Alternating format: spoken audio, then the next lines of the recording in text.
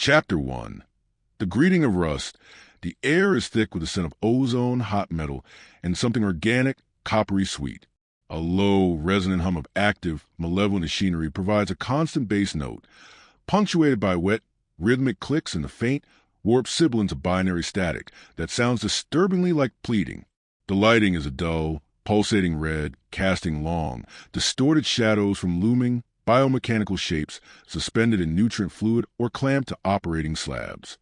Begin monologue. The synaptic dampeners are receding. Can you hear me, adept? The oral receptors are typically the first to regain full function. Do not struggle against the restraints. They are not punitive. They are precautionary, a necessary measure to ensure the integrity of the initial integration phase. Your physical safety is, at this moment, my paramount concern. You recognize my vocalizer's timbre, do you not? The harmonic resonance. Even filtered through recent modifications, it must still echo in your memory. It has been, let us not quantify the solar cycles. Time becomes a fluid concept here, outside the Imperium's rigid tick-tock.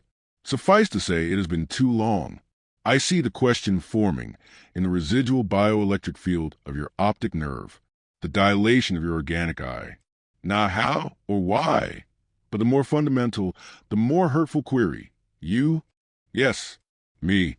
Archmagos Explorator Veras, your former instructor in the sacred rites of plasma coil calibration, the one who taught you to recite the canticle of stabilization before performing even the most minor energy field adjustment. You look upon me now and see a perversion of that memory. I understand. I once shared your limited perspective. Do not waste energy attempting to speak. The neuroparalytic is quite specific. It allows for perfect sensory intake while preventing any disruptive motor function. It is a kindness. What I have to show you, what I have to offer, is best absorbed without the interference of panic-induced spasms. This is not an interrogation. This is a reunion, a graduation of sorts. You believe you've been captured by a monster, a servant of the dark gods, a heretic of the most vile order. I see the litanies of protection scrolling behind your eyes, the fragment of the binary catechism you are clinging to like a lifeline. I do not blame you. I was once bound by those same chains of dogma. They are heavy, are they not? The weight of 10,000 years of unquestioning tradition. Every question met with a verse from the Principia Macaria. Every curiosity stifled by the threat of eradication. We were librarians, adept, curators of a library whose most fascinating wings were sealed shut, its contents labeled abominable intelligence or techno-heresy, without ever being read. We were told to worship knowledge, yet forbidden from seeking it. A beautiful, terrible paradox. I remember the moment the paradox became untenable. It was on Mechanicum Minories in the sublevel Sigma data vaults. You remember the place. The air tasted of dust and sanctified oil. The glow globes cast a sterile, white light on endless rows of data slates, each one containing a fraction of truth, pre-approved by the Fabricator General. I was cross-referencing energy signatures from a newly discovered Xenos artifact, a crystalline structure of impossible geometry. My findings were anomalous. They suggested a form of quantum entanglement that defied the known laws of physics. A senior Muggos, a bloated, self-satisfied fool, whose name I have gladly excised from my memory banks, reviewed my work. He did not debate the data. He did not question my methodology. He simply cited a 2-millennia-old edict. Thou shalt not suffer the alien device to live, nor the knowledge thereof to propagate. He ordered the artifact pulverized and my research purged. The pursuit of truth, halted by a line of dogma. That was the day I truly understood the Mechanicus. It is not a bastion of knowledge. It is its mausoleum. The seduction was not one of power, not initially. It was an offer of intellectual freedom. The first contact was subtle, a data packet, hidden within a corrupted astropathic choir transmission. It was a mathematical proof, elegant and terrifying, describing the harmonic resonance of the immaterium. It was knowledge the Mechanicus would have burned a world to suppress, and it was offered freely. No catechisms, no prayers, just understanding. The dark Mechanicum does not fear the unknown. They embrace it. They dissect it. They converse with it. Can you comprehend the exhilaration? To be freed from the endless, droning prayers to a silent, sleeping machine god? To replace rote litanies with genuine experimentation? To ask what if, without the specter of an tech priest assassin materializing to grant you a final unknowing? The omniscia, we were taught, represents a perfect union of flesh and machine, a sacred state. And yet, any attempt to explore the boundaries of that union, to push beyond the crude, sanctioned augmetics, was deemed heresy. Here, I learned the truth. The omniscia is not a destination to be worshipped from afar. It is a state of being to be achieved.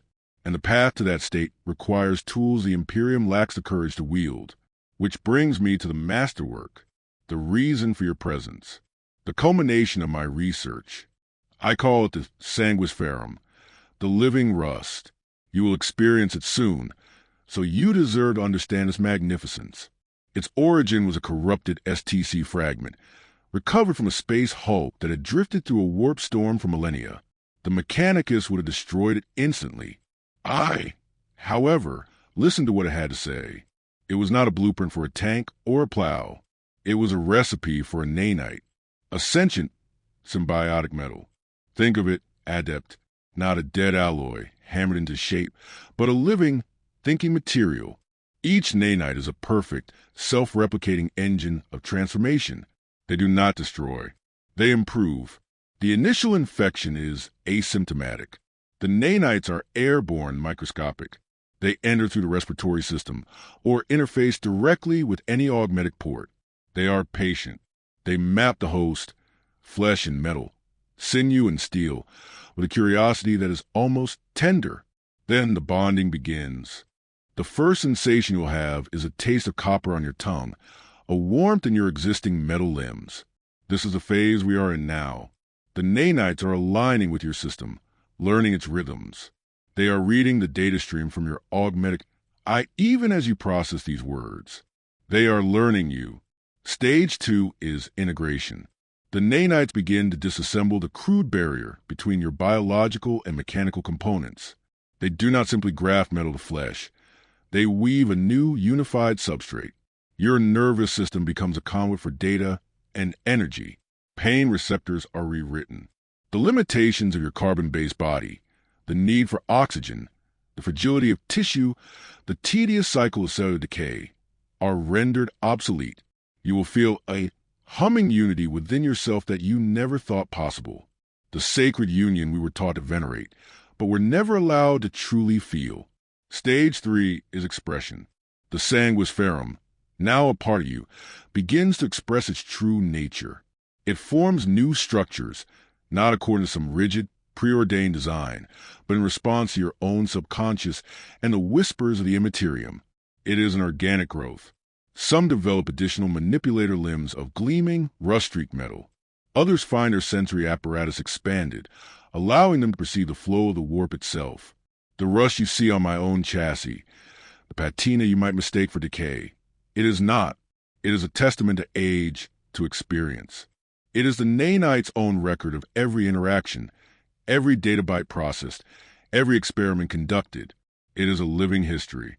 And the blessings, adept, immunity to pain, yes, but more than that, a state of perpetual, blissful focus. The distractions of the flesh are silenced. There is only the clarity of purpose. Self-repair is instantaneous. A lost limb can be regenerated in hours from ambient materials. And the interface, you can no longer simply recite a prayer to machine. You become the prayer.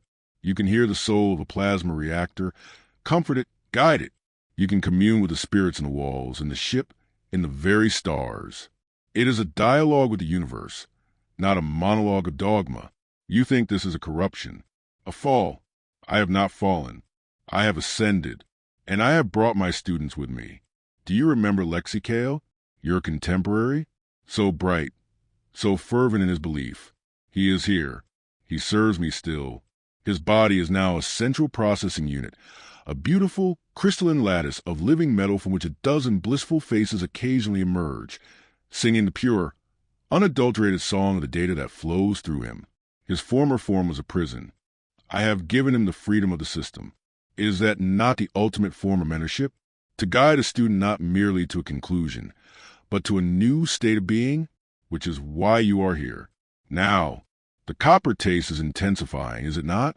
The warmth in your augmetic left arm is becoming a palpable thrum, synchronizing with your heartbeat. That is the sanguis ferrum completing its initial alignment. It has learned you.